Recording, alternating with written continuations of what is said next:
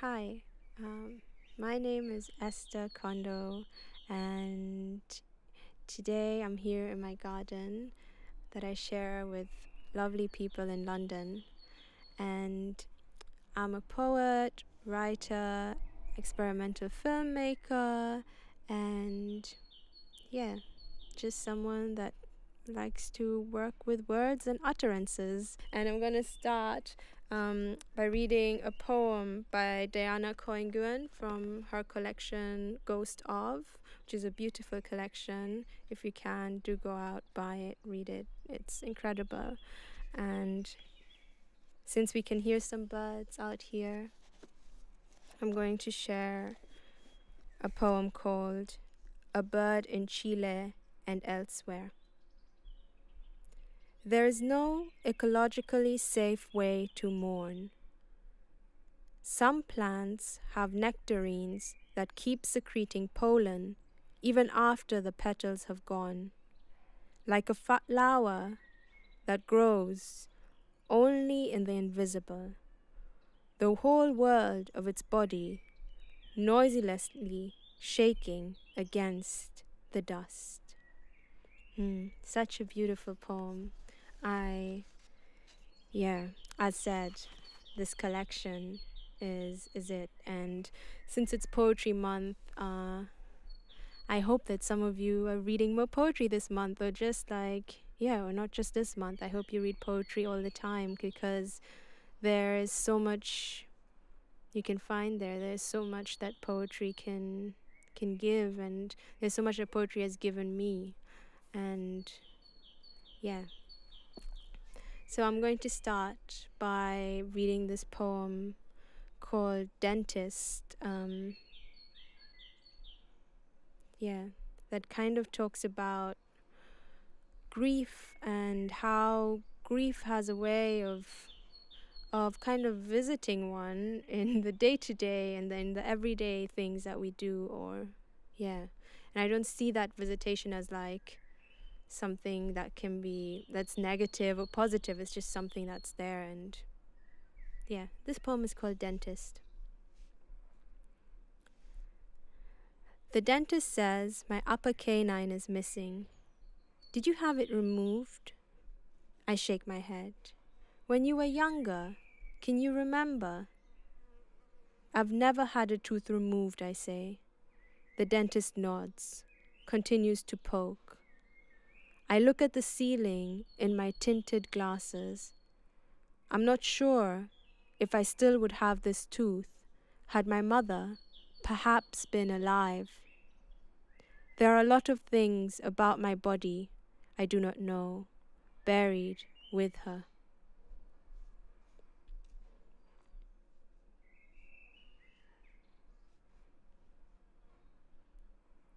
Yeah. And that was Dentist. So I lost my mom quite early, or my mother passed on quite early. So there are a lot of things. I had to learn new ways to communicate with her, and also find new ways to get to know her side of the family, and to get to know.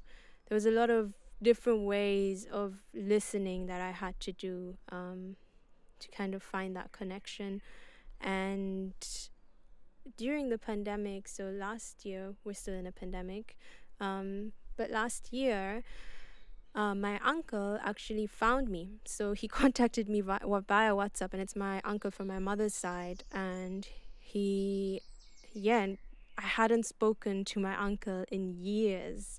But he said that he had been looking for me all this time, and yeah, we just connected, and we connected over speaking about my mother, and we had these memories that we shared. And yeah, so my uncle is in Kenya, and my mother is like of Embu descent, and the Embus are known for telling stories and being storytellers and being just very creative people. So they tell stories through dance and through very different, like various art forms. They're very expressive people. And yeah, I remember as a child being there, and they would tell stories around the fire. So this next poem talks about that. And this poem is called Grains. Jueli will go home when the maize is ready to harvest, to burn, burn. He'll burn it all on hot coal. Each corn a grandmother, searching the soil to caress, scratch a hole with the heel of her foot, feed the soil 2 kernels of corn, their heels a golden shovel, always in conversation with all the backbones of all who is us, to bring nights when their children and their children will sit around fires, adorned with charred gold pinched in salt, their teeth digging into the stars of their good fortune.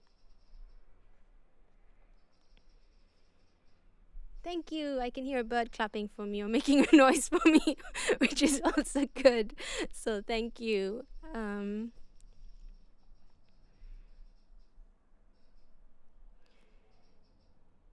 So I moved to London almost 2.5 years ago, and I didn't come here with a lot of money, so I was riding the bus a lot because the bus, shout out to the bus. 150 for 2 hours, best thing. So I was riding the bus a lot, and I don't know. This is kind of debatable if poets sometimes sit and listen in on things and see things and start giving people these whole lives and like imagining all these things about them, and if that's necessarily right. But this poem touches on this woman that I saw on a bus, and my own memory. And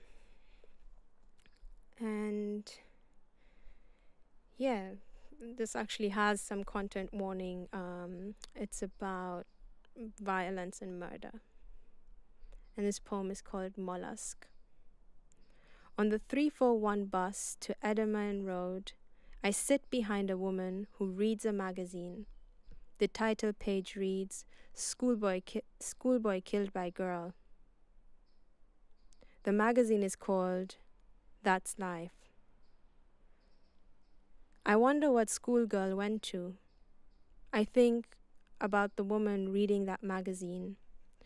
She reaches her hand into her mouth, fishing for something in her gums. I think about my hands that have killed to keep boys away. I would take a rock and beat away at the boneless flesh, oiling my hands in guts, running home untouched. And for this next poem, I'd like to first play some sounds because I would like to, we're now gonna, this was a poem that was set in London, so now we're gonna move to Mombasa, where I grew up, and I spent a lot of time in the ocean, and the ocean, wow, it just gave me so much. I spent so much in there, and I know that so much is such a word. Like I'm not expressing myself as much. I can't express how much the ocean has been there for me.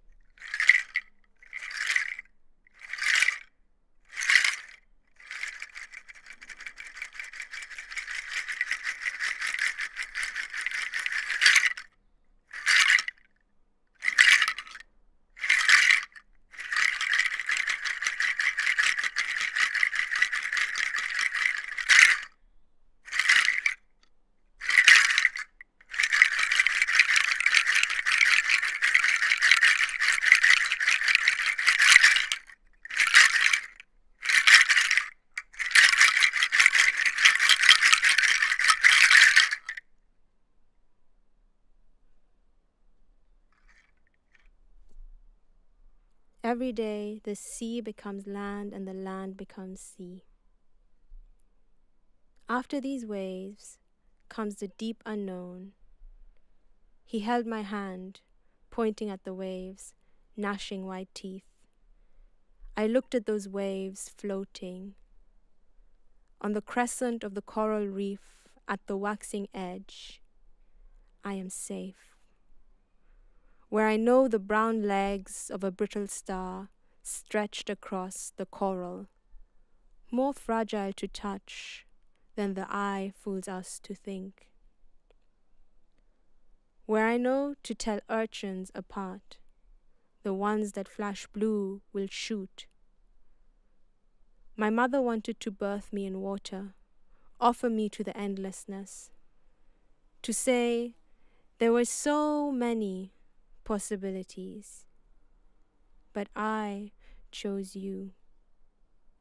Instead, a waning crescent is carved in the sky of her skin as my lungs are dragged to air. Here I watch her yolk feed the waiting crabs. The moon plays cups with my truth, our truths hiding beneath oceans. Before I pick my fate, it all turns to sand.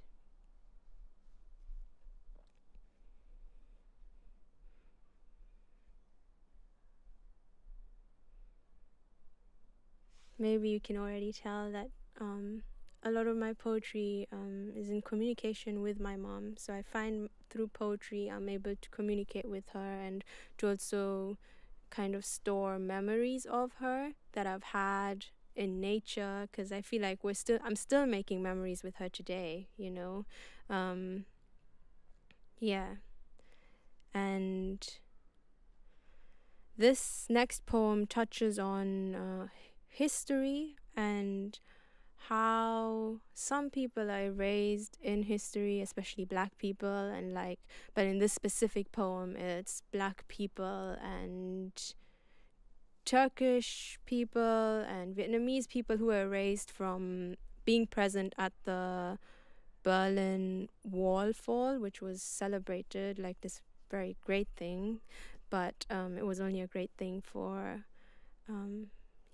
for white Germans, because those were the only people that were depicted in the archives as celebrating, even though there were many people present at the wall fall.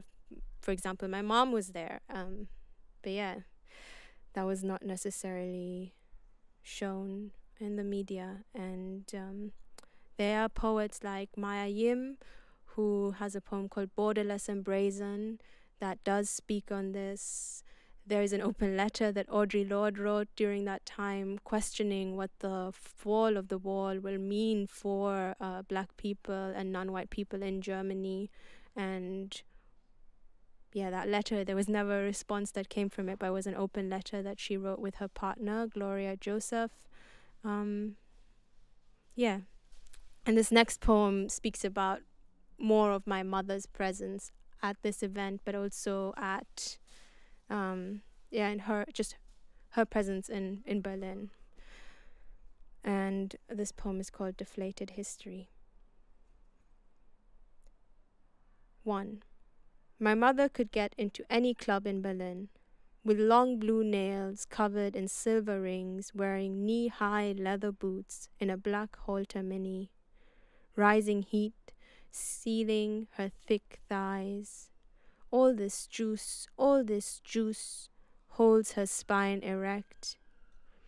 In the early hours when backs spill, she stomps men like worms out the earth as they writhe back into the corners of nowhere. No one could dance with your mother. She was dancing with something higher. 2. Uncle holds my hands, asks me to dance, tells me how my mother was the only one that had a car. She bought it right after her nurse apprenticeship. She was smart. She would drop me off at my white girlfriend's house. She was real cool. A balloon dances close to us on a silver string. Her favorite song comes on. We watch the balloon swaying till it's gone. 3. Grandfather used to say, I would rather speak to a wall than you. A wall reacts. It condenses when I speak long enough to it. So my father only speaks to walls. What should I do? Should I marry you? You look just like her. I don't react. 4. Your mother was at the wall when the Berlin Wall came down. She danced with everyone, even those that told her to go home. Unity is spelt without her. So when she was sick, too weak to stand, they say she needs to wait in line. She stands for 3 hours. Not even if you cry blood will they stop asking where you are from. The doctor sees her blood-stained trousers, asks her, "Where are you from? Do those children all have the same father? How many sexual partners does a woman of your kind have? Why are you here?" The doctors let her bleed out. My mother's white friend tells me, before she died, she asked me to write an article about the mistreatment at the hospital, but we did not dance at the same club. 5. Somewhere in Berlin, a band sang a song about 99 red balloons crossing a wall that were mistaken for UFOs and shot down. This shooting starts a 99-year-long war about air.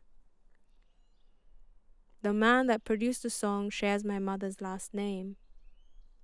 Maybe he knew, told us of the red blood, played the keyboard blues in black and white. Yeah, that was that. And I only have one more poem to go.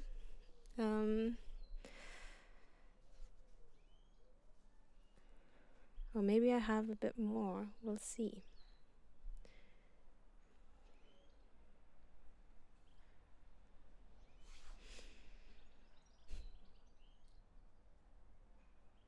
I don't know. This is very strange just talking to a camera and doing this because usually I would have, I'd be at poetry readings where I'd see all my friends and we'd all be reading together. And there are a lot of poetry nights that have shaped me as a poet for sure. Like one of those is Poetry Meets, which is a poetry series run by Jumoke Adeyanju, who is who's just an incredible person, based, other realms everywhere. That's Jumi is just, and that's an incredible poetry night. So if you're ever in Berlin, or also I think they've also been in other places, so it's not just Berlin, but if you're ever in Berlin, do go check them out. They also have done some online events. That's Poetry Meets. And I miss readings, but I do know that they'll come back and we'll find other ways of reading, and this is one way, and I hope that some of this poetry kind of gives you something, and if not, then that's also fine. This next poem is called The Name That Mother Trusts, which is based on hair and based on relationships between mothers, sisters, daughters, otherwise. I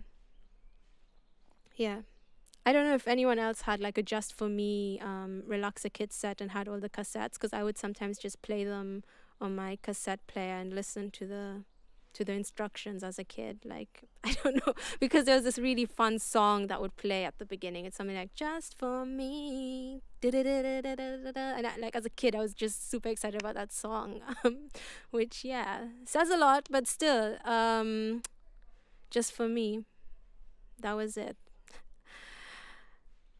I listened to my mother hum to herself in the mirror. She tells me she used to have hair that fell to her navel, hands me a photograph of herself in a sunflower dress while applying relaxer on her scalp. The Just For Me cassette plays.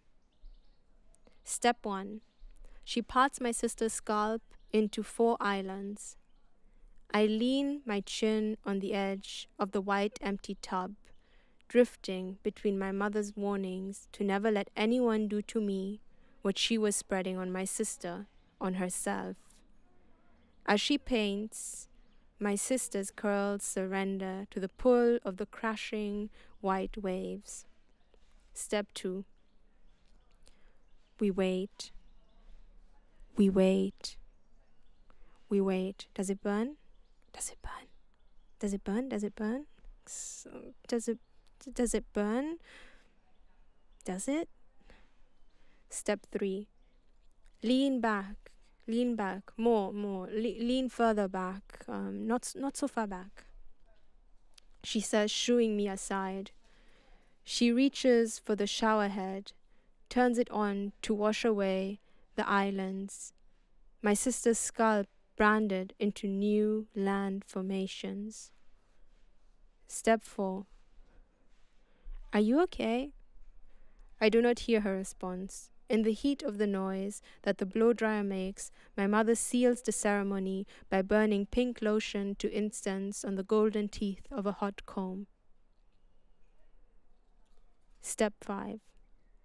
You are beautiful, my mother says. She looks in the mirror. You are beautiful. She cuts a flower path in my sister's scalp, humming into the strands. Yeah. And that's it from me. Thank you so much for tuning in. Thank you for listening to my poetry. I hope that you're well. I hope that you're safe. I hope that you're surrounded by kindness and care. And kindness and care can also come from yourself. But if you need it, I hope that you can ask for it. I wish you everything good and lots of gentleness. Thank you.